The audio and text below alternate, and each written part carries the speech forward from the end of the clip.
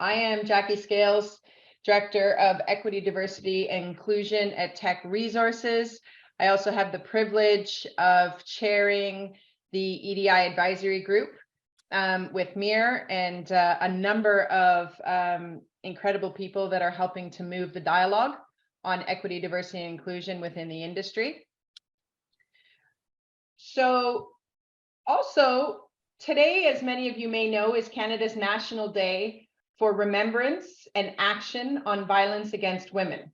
It marks the anniversary, December 6th does, of the 1989 École Polytechnique massacre, in which an armed student murdered 14 women and injured 10 women and 4 men in the name of fighting against feminism.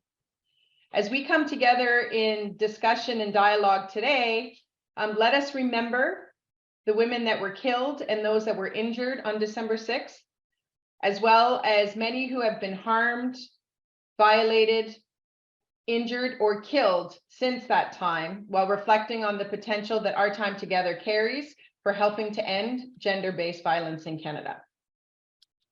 So today we have 3 goals. The first is to engage with all of you in dialogue about sexual harassment and violence, which are negatively affecting society as a whole, as many sectors, organizations, and groups are wrestling with this and how to address it. We also want to share some information with you and resources about Mir's project, Safe Workplaces for All, which was funded by the Federal Department of Justice, and highlight opportunities for ongoing sustained dialogue around the issues available through Mir, and to hear from you and about other opportunities for engagement and dialogue in the space of eradicating violence against women. Before I introduce our speakers today, I do want to lead with a safety value share. Traumatic events happen to everyone, and anyone can be traumatized. From the time it happens, people can experience trauma's effects across at very different times in their daily activities. Sexual harassment and violence can take many forms and affect people in a number of ways, including traumatizing or re-traumatizing individuals. One of the aims of our work is to apply and model a trauma-informed approach in the work that we do. For us, this means recognizing that people participating in today's dialogue may have been traumatized by a previous event, and this may or may not have involved sexual harassment or violence. While we wish to honor people's experiences, we in no way want people to be traumatized or re-traumatized through today's events. Consequently, we ask you to join us in respecting individuals' experiences and needs by avoiding reference to specific incidents or examples or instance or dynamics. You will also see in the chat that we are sharing links to organizations that may offer support or services if you are triggered. We'll add that the report we are sharing today includes a comprehensive list of references.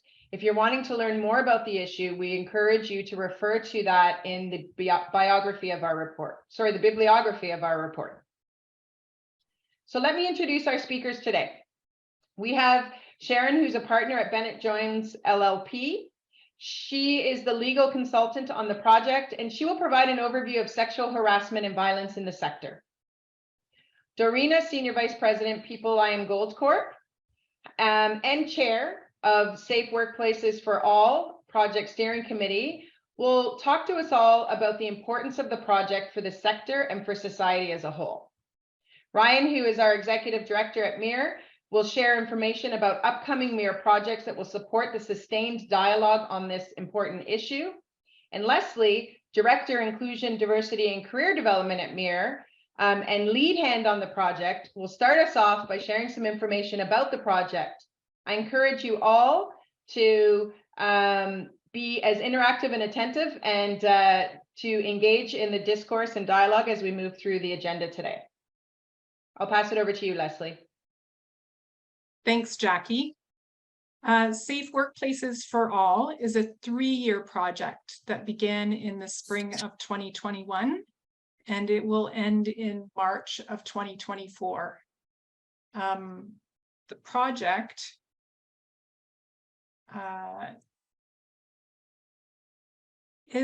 it highlights we work to respond to this issue, which was highlighted by Statistics Canada report that came out in 2020. Ours is a number of projects that was funded by the federal government, and it has the ultimate goal of improving access to legal supports and resources for people who are the subjects of sexual harassment in Canadian workplaces. You can see from the infographic problem that we're trying to address, speaking to the difficulties people have in the information people are accessing with regard to identifying workplace sexual harassment, reporting workplace sexual harassment and sexual assault, and access to accessing resources. So you can see, that we're looking at data in the neighborhood of a third, sometimes upward, a little bit more than a third, in the neighborhood of a third of people who are not necessarily accessing these resources. And so the project aimed to get at those pieces. In our project supporting the mining sector, and I'll just clarify from that slide that that's general Canadian data, that's not sector specific data. So our project supporting the mining sector, we're focused on improving understanding of legislative obligations, rights and responsibilities, as well as of related risks and opportunities for addressing sexual harassment in the sector, sharing effective policies and practices, enhancing awareness, education, and access to information, and promoting dialogue within mining and across sectors. And so we've been fortunate to work with other sectors in terms of sharing information and being amongst a handful of natural resource sector providers who are involved with this broader federal funding. Next slide, please. We're achieving these goals through a number of deliverables. Project steering committee has been struck and guides our work. In the past few weeks, we've engaged sector stakeholders in surveys, gauging general understanding of sexual harassment and violence and related supports. Some of you may have seen those requests to participate in those surveys or participated in them, and we thank you for that. And today we're happy to share a research report which informs our efforts to create educational materials and resources. And that's carried out through an analysis of the risks, obligations, and opportunities associated with addressing sexual harassment and violence in mining workplaces. To further support companies, organizations, unions, and individuals, we're also sharing today an infographic that depicts the legislative frameworks and requirements related to workplace sexual harassment and violence for those companies, those mining companies that are operating in Canada. These are now available on near.ca, and we're going to include links to those resources in the chat. Our next steps in the project involve the creation of educational materials themselves, commonly referred to as public legal education and information resources. These will include a series of posters, accompanying takeaway postcards with more in-depth information that people can take advantage of in maybe more private settings and absorb that more in-depth information. And then also a sticker for workplace accessories, as we understand that this is becoming quite a widespread practice within the sector, and we're wanting to participate in that. So with that little overview of the project, I'm going to turn things over to Sharon, who will share her insights based on cases and her experiences and conversations in the sector through her practice. Thank you, Leslie. I'm coming to you from Musqueam, and Tsleil-Waututh territory here in Vancouver. I also want to acknowledge Leslie's amazing passion and leadership in the work that Mir has been doing. She has been a stalwart and been pushing through this, and her passion will surely be demonstrated as we go continue through this work. Also, thank you for the opportunity to actually be able to input into this work. My colleagues Sarah Pacello and Laurie Sterling were, along with myself, very, very privileged to have had the opportunity to assist. So I've been asked to provide a few thoughts. And in my view, based on my experience both within the industry and now outside the industry advising it, the mining industry has been maturing from a governance perspective and has been continuously improving across a range of issues, be it environmental, where the industry has been leading in research, development, and deployment of energy efficiency technologies, to reducing physical injuries at the workplace, safety first, zero harm initiatives. And with those initiatives, you can see a significant and material cultural shift in the industry and across companies that enter it. But as Mur and others on this call can tell you, there's always more work to be done. And I think we're all on the same page there. Mur's work is really intended to allow all of us, those in the industry and those who are not, but are impacted by the industry, to engage in a dialogue, to share information and ask questions. And I think what's important about asking those questions is the ability to ask questions that might be uncomfortable, all with some goals in mind. One being an additional mechanism for the industry to continue to improve its collective efforts to enhance workplace safety, broadly defined, so that everyone feels safe and welcome. Another is to provide an ongoing, honest, and informative dialogue that reflects the values of the organization, that reflects the values of the shareholders, that reflects the values of employees, rights holders, and communities. But that's, I think, easier said than done. So how do you provide a safe workplace? And this is a multi-dimensional exercise based on, I think, amongst other things, culture, statutory and corporate laws, cultural values. And this concept, and I call it a concept because it's not easily defined, is continually being either redefined, pushed further, or broadened as society and our norms change. But one thing is a fact. The industry is male dominated, has been male dominated. And so how do we then reconcile a desire to modernize and adapt while recognizing and learning from our past incidents? And this is one of the, when you read the report and engage in the dialogue, I think this is really important. But also not inadvertently create a narrative or culture that makes some feel uncomfortable or feel disassociated, which will lead to distrust, which will lead to a lack of genuine learning and improvement, and therefore a lack of the cultural shift that is needed to occur, similar to physical safety. And as others will have touched on, we are aware of obvious harassment and sexual harassment examples, but there are also examples that are not so obvious. And I feel those examples are on the rise in the public discourse, and which, in my mind, reconciles with a shift in the awareness of the breadth of what workplace harassment actually is. That awareness is across the board through employers, in our public policy and legal discourse, those that identify and present as male, and most importantly, those that are female. And that, might sound odd to say, well, why is there awareness of workplace harassment in the minds of women?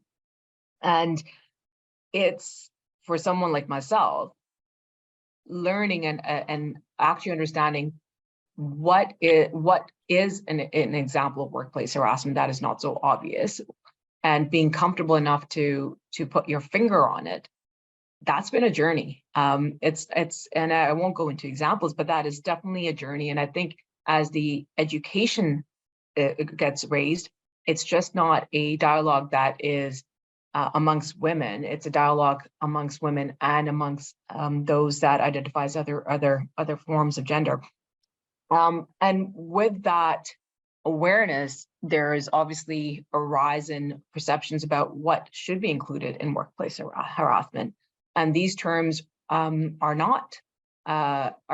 defined at law, but the law is not the baseline with which one ought to say this is the standard by which all should react to. I mean, there is an interplay between workplace occupational health and safety regulations, between the criminal law, between human rights regulations, and employment lawyers, which, by the way, I am not one, like my colleagues Sarah Purcell and Laurie Sterling, they're the experts. They can go through the interplays, but what I do know is there are scenarios where there is a gap between what legally constitutes workplace harassment or workplace sexual harassment and what individuals believe it to constitute. And the other interplay is what jurisdiction applies to the workplace. Multi-employer mining sites may have a variety of overlapping obligation and responsibilities depending on the jurisdictions they operate in.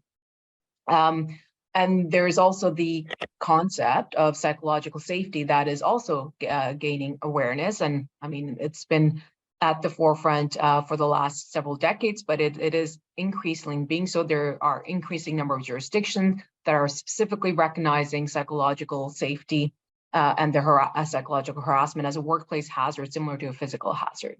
And then there is the considerations of ESG, environment, social, and governance standards and related considerations. The journey towards ESG performance is not just one that is linked to equity, diversity, inclusion. I believe that at its core it's linked to the protection of basic human rights, and that with it comes with good governance. So what I hope is that the work, Mira's work and others' work, we can focus beyond compliance focus, which is basically focused on diligence, the minimum and most compliant approach, to a more prospective dialogue. This exercise, I believe, will be challenging. It will be uncomfortable, but I believe it is an exercise and conversation that we need to have in a respectful way.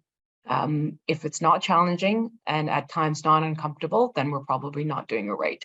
So I will end it there, Leslie, and turn it back to you. Thank you, Sharon. That's really helpful and very much appreciated. Just going to do a little check. I know that Dorina has been trying to access from out of country. I'll just do a quick check. Has she been able to join? If not, I'll pick up her. I'm perfectly comfortable picking up her piece. I'm also happy to, Leslie, cover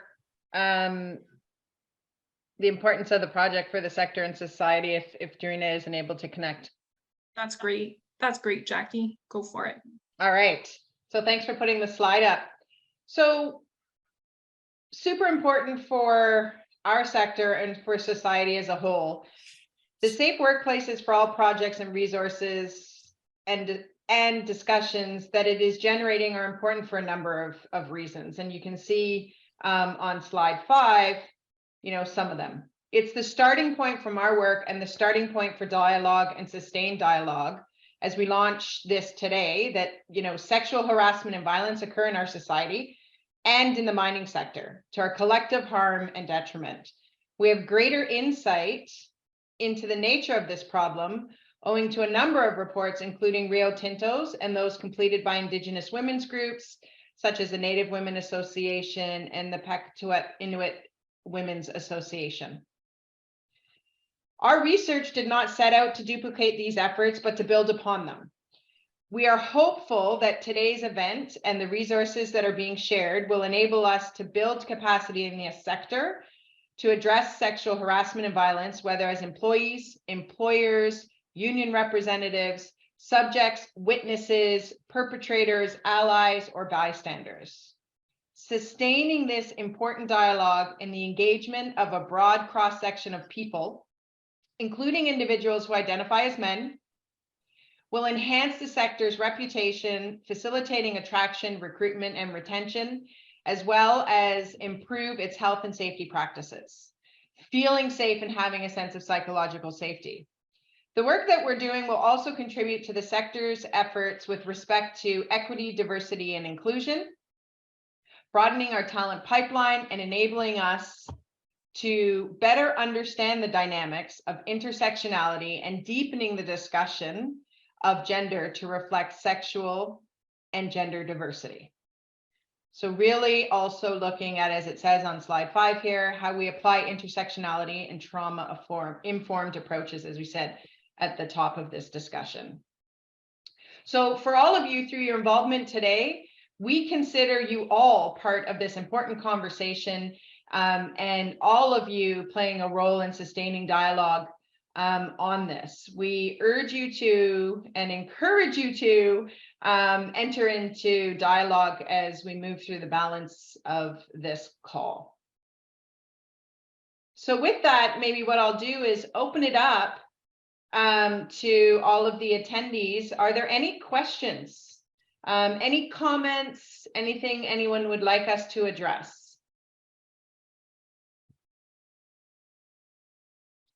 That's great, Jackie. People are open to put questions into the chat now. I think they're able to do that. We did start with a couple of questions that we thought might help folks to better engage with the project. I don't know if we want to. Yeah, I'm happy to. Yeah, we have a few. The first is, how can we get involved? How can you get involved? And the exciting part is there's lots of opportunities for that. You can look at and read the documents that were shared today. So the research report, the infographic, the posters. You can give your feedback to the team using the QR code on each. So just opening that camera and launching the QR code, and we can get your feedback that way. Telling people about this and continuing the conversation, sharing materials. There will be opportunity to participate in focus groups and interviews as we move forward. And thinking about when you're reviewing these documents, to create a positive, respectful, inclusive workplace and help raise awareness of how to address sexual harassment in your workplace. So thinking through how this resource can be used within your workplace. And we recognize difficult conversations are going to be part of sharing this work and sustaining dialogue and making sure that these conversations are safe for everyone. Recognizing, as we did in the value and safety share, that trauma comes in all different forms. And so, taking time in making sure people feel safe and are safe. What are the challenges and what have you learned with exchanges and conversations in your workplace or in your personal lives that, we can get better at when we're thinking about how to have these conversations?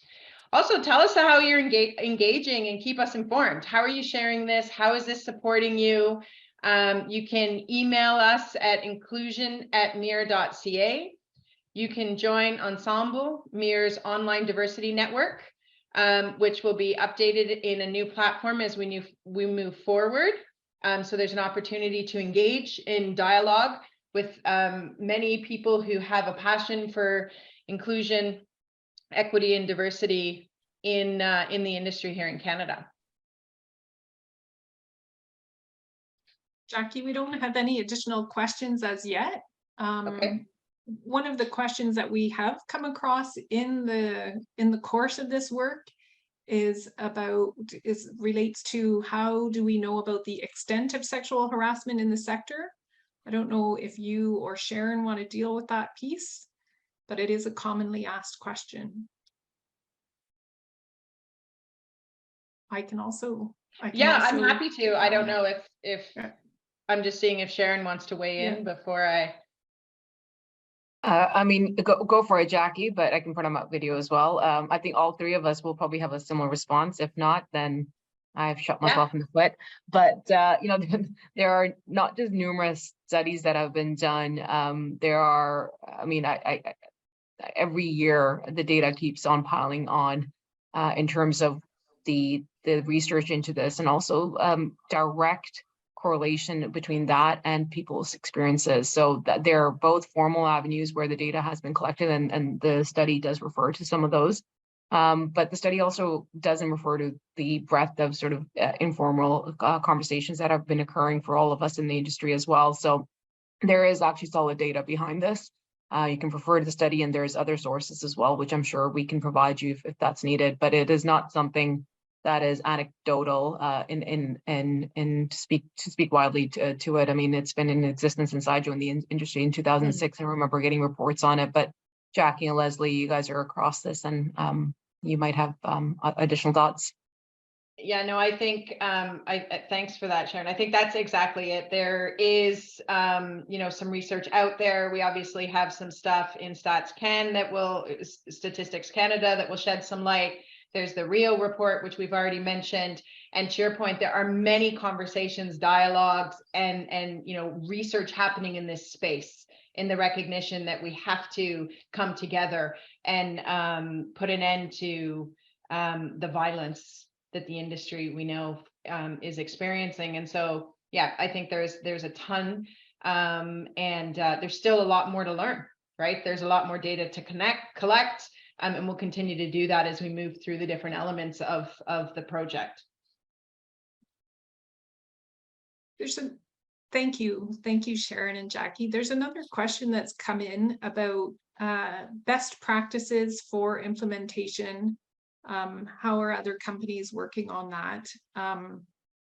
I think there's a few things that we've discussed in terms of the steering committee, and the research report certainly talks about the obligations. There are some elements where we discussed quite comprehensively the opportunities available to the sector to engage with this issue in an ongoing way and building on what's already happening. I think the other piece is around best practices.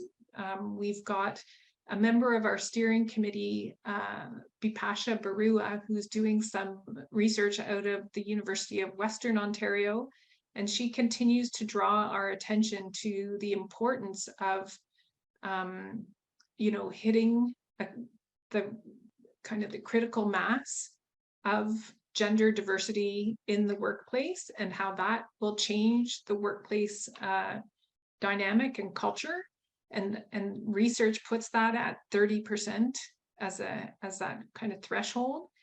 The other piece, as we see from the Statistics Canada, is really sharing information with people about what harassment is, the various contexts in which it can take place, and various ways in which it can present, how it affects the workplace and poisons the workplace, and the research report speaks to this, but also how and who to report to.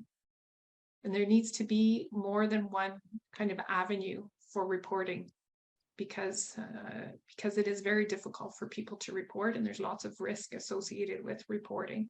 And so having multiple avenues. Those are some pieces. Sharon and Jackie, you may have other comments based on your practice and awareness of other best practices we've tripped across.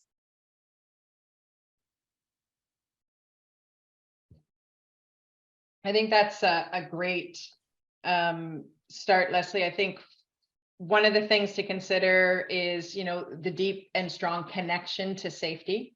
That when we're talking about this, we're talking from a health and safety perspective about psychological safety, or people feeling safe.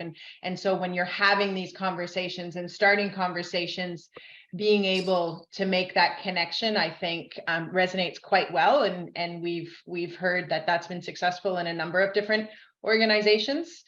Being open and willing to learn and listen, I think, is another thing, because, as we've said, these are difficult conversations sometimes, and there's a lot of awareness that has to happen in the space, and a lot of trust that needs to be built. So it's, taking the time and being very purposeful in showing the connection, not only to your organization's values, but health and safety, for the industry and for society overall.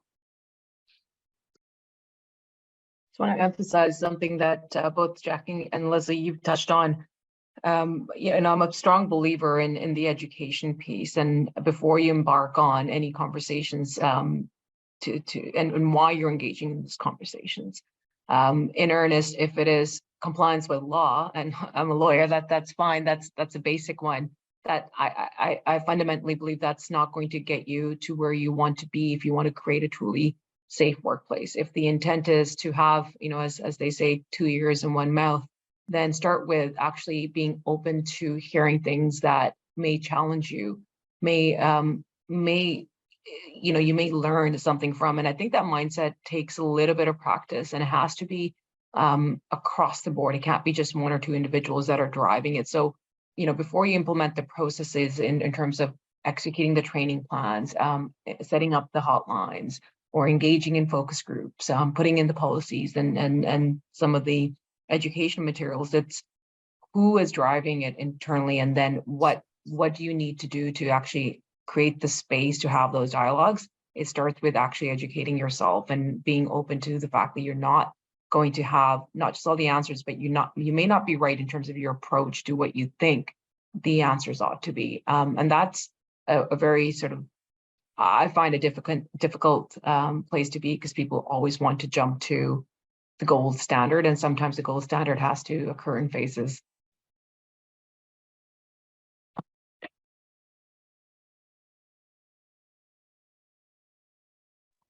Thanks, Sharon. We've had another comment from Vivian, from an individual that talking about, and this speaks to this organizational commitment, allowing, giving staff the time to stop their work, to have an awareness, time for awareness, and a number of employees in the thousands attended to gain a sense of, to better understand the issue, the dynamics of the issue of harassment. And so that kind of workplace commitment is so important, to send people, send employees, send out an all-around workplace message that this is a significant topic and a significant issue to be grappled with, and that it takes time to learn and understand these dynamics. We have some question coming forward about incidents occurring outside of the country.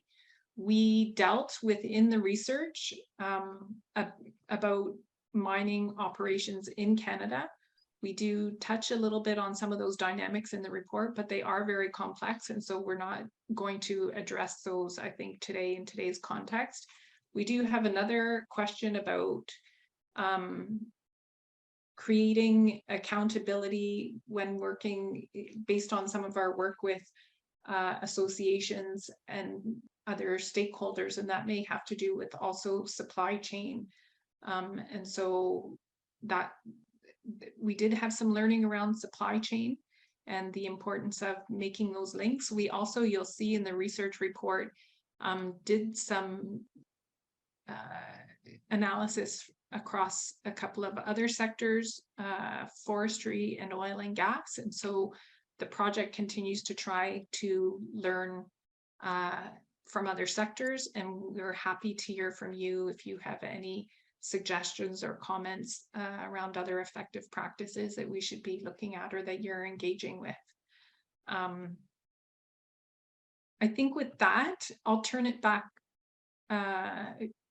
Jackie, if you'll allow, I think I'll head that right over to Ryan to wrap us up and close off our time together. Absolutely. Thanks, Leslie. Over to you, Ryan. Sounds good. First off, thank you to all of you who joined us today to discuss, building safer workplaces in the mining sector, and maybe a special thank you to our panelists for hosting and presenting today, to Jackie, to Sharon, to Leslie, and to Dorina, who unfortunately was not able to join and is the chair of our committee responsible for this project. Just thank you all for being champions of this important challenge that our sector faces. It's nice, to see so many people interested in this event. I have to say it is somewhat disappointing to not see more men involved in this topic, and it's a challenge that we face, that we need more men involved and engaged in building safer workplaces, and it's something that we certainly are trying to do, to engage more men in this topic. And shout out to a few of the men that are on this call today, and we appreciate your involvement and your interest, and we need more men involved in this initiative. MIR is very much committed to this work and trying to help our sector build more inclusive, safe, and respectful workplaces.